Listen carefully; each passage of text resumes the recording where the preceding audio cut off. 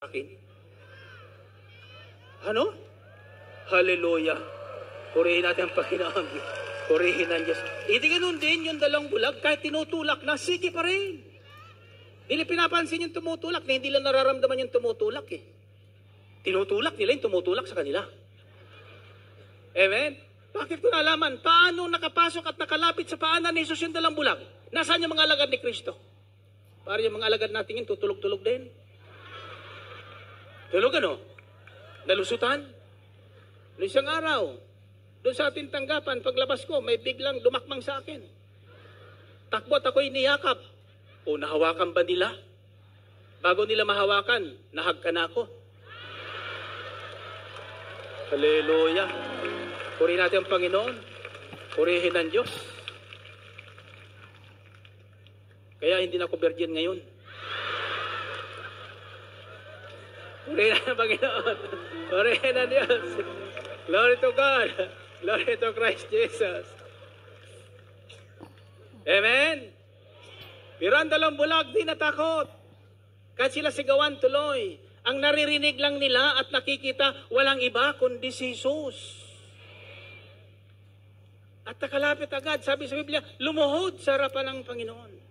Ito ang taong may pananalig. Ha? Ito ay playback long years ago. Playback ito. At ang sabi ng Panginoon, nang makita niya nakalod nilang bulag, wika niya sa nilang bulag, okay kayo talaga. Kayo ba talaga naniniwalang magagawa kung hinihingi niyo? Hallelujah. Amen. Alam mo ang ginawa ng dalawang bulag? Nang tanong sila, sumigaw, sabi niya, opo Panginoon, naniniwala kami. Opo Panginoon, naniniwala kami.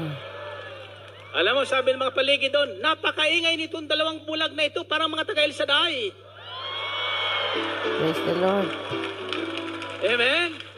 Tapos sa kamay nyo, alam nyo ba na ang balitang dumarating sa akin sa buong daigdig, pag ang isang parokya ay pinasok ng mga anak ni El Shaddai, napakaingay ng parokya. Subalit, pinalalabas na, nagpupuri pa sa Diyos. Amen. Amen? Amen. Di natatakot. Pinatitigil ng pananalangin, di natatakot. Amen? Amen. Sapagkat ang taong nakatuon kay Kristo Jesus, pinatay na ang takot. Amen. Amen? Amen.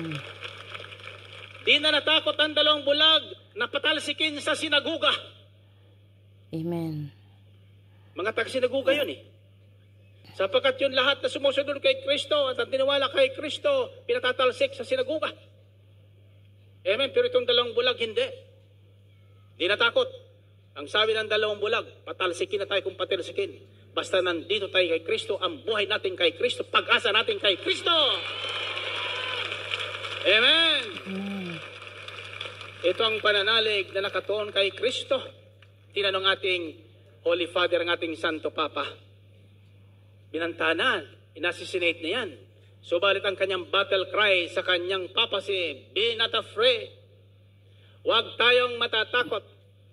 Kayo mga binyagang Katoliko, huwag matatakot sa anumang balibalita sa ating paligid. Huwag tayong matatakot sa pagdami ng populasyon sa buong mundo sapagkat magagawa ng ating Diyos na tayong lahat ay buhayin, pakanin, palakasin. Amen. Amen. Amen. Amen. Na maubos silang lahat. Sa kakokontrol nila pagdating ng panahon, ang may-ari ng buong mundo ay mga anak ni Yahweh El Shaddai. Amen. Purihin natin ang Panginoon. Praise God. Purihin ang Diyos.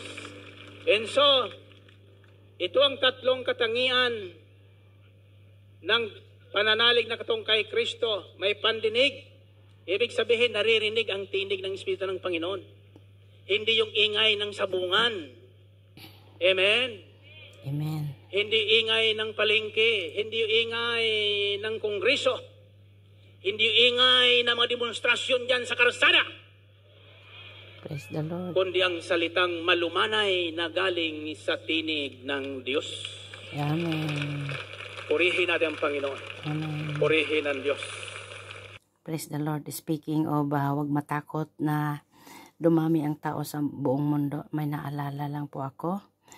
To God be the glory. Kasi sa Pilipinas, gumagaya na din po ang Pilipinas sa mga ibang bansa na kinokontrol ang kanilang panganganak.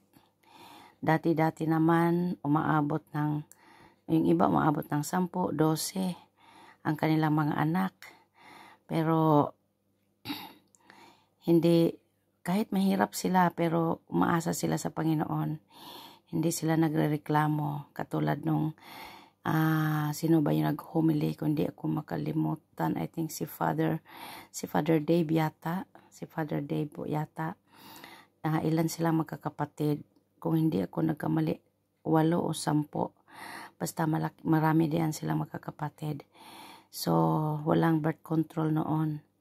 Tapos may isa pang bishop na 16 po sila lahat. 16. Tapos siya ang pangbunso, siya ang pinakabunso. Siyang pinaka-16. Di ko lang matandaan kung sinong bishop. Basta bishop dyan yun sa Maynila Napakinggan ko yun. Tapos, si Brother Ray Vargas na pinaka-head ng education ng gawa ng El Shaddai. Siya ay 21 na anak. Isang magulang, isang tatay, isang nanay lang. Kung hindi ako nagkamali, ika-21 siya o ika-24. Basta marami po sila. So, yun po ay isang biyaya ng Panginoon. Dahil ang Panginoon ay naghahanap ng mga taong kanyang susuguin. Karamihan sa mga nagsiserve sa simbahan, sa mga laiko, ay marami po silang mga galing sa pamilyang mahihirap. Bakit? Dahil sila ay may kababaang loob. Marunong silang sumunod sa panawagan ng ating Panginoon. Anuhin man, 2 anak, 3 anak, pero nag-disobey sa Panginoon. Hanggang dito lang yan sa lupa dito lang yan sa lupa. Kaya, nawa tayo po na nakikinig ng salita ng Diyos ay patuloy nating sundin kung ano ang kalooban ng Panginoon. Kaya naman i-control ng Panginoon ang family planning kung kalooban niya, di ba? Kaya kasi sa Diyos walang imposible. Bibigyan kanya ng sapat na kakayahan. Pero kung gusto ng Panginoon na mag-anak ng marami, dahil siya naman ang magpo-provide, dahil gagawin niya na pare, gagawin niyang obispo, gagawin niyang Santo Papa, walang mga kahadlang sa plano ng Diyos. Isa pa, itong kapatiran natin dito na Sister Marlita, ilan silang magkakapatid? 8 po yata sila. Plano ng kanilang magulang is 3 lang daw. Kaya sabi niya sa akin, nagkwentuhan kami na, naku kung naging totoo yung sinabi ng mama at papa namin na 3 lang kami, dahil siya ay pang-5, wala siya sa mundong ito. Tapos, kung 5 lang sila, at hindi na ipanganak yung bunso, wala silang kapatid na milyonaryo. Kasi yung bunso nilang kapatid ang milyonaryo, na siyang nagtataguyod sa kanilang buong pamilya. Pati ang nanay niya umabot ng 90 plus years old dahil talagang inaalagaan. Nag-ano siya ng pamangkin niya na nurse na siya nag-aalaga sa kanya na mother nila. So, ang mother niya parang queen.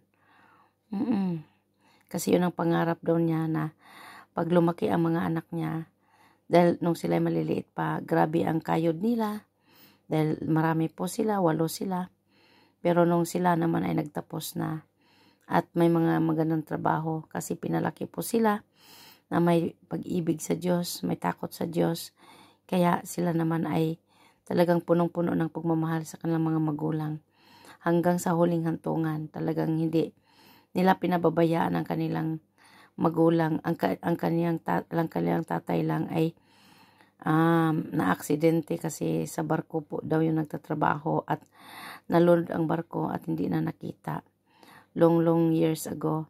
Kaya yung mother lang nila ang nabuhay ng matagal, more than 90 years old. Kasi masaya yung puso niya. Kapag masaya ang puso ng tao, mahaba ang buhay. Tsaka isa pa, yung mother niya is napaka-religyoso, napaka-devoted kay Mama Mary, at araw-araw, madaling araw pa lang ay nagro-rosary na. So, yun po ang aking ibabahagi na talagang wag matakot kung halimbawa kayo ay nag-asawa, ipaubaya nyo sa Panginoon. Malay nyo, yung mga anak nyo, isa sa mga anak nyo ay magiging pope, isa sa mga anak nyo magiging bishop, magiging pari, o maging mayor, o magiging presidente. Kasi Diyos lamang ang nakakaalam, di ba? So, yun lang po, hanggang dito lang po, kasi naalala ko lang habang ako'y nakikinig sa playback. Yung playback na pinakikinggan ko po ay medyo matagal-tagal na yan. I think baka mga 1990s pa yan, o 2000, something like that. Pero sariwa pa rin. Di ako nagsasawa. Salamat sa Diyos sa pakikinig ng salita ng Diyos. Maluma man yan o mabago man yan. Yan ang salita ng Diyos ay always fresh. Laging sariwa. At nagbibigay hamog sa ating pananampalataya. Pag-asa, higit sa lahat, kaligtasan ng ating buhay at kaluluwa tungo sa buhay na walang hanggan. To God be the glory. Amen and amen. In the Father, Son, and Holy Spirit. Amen.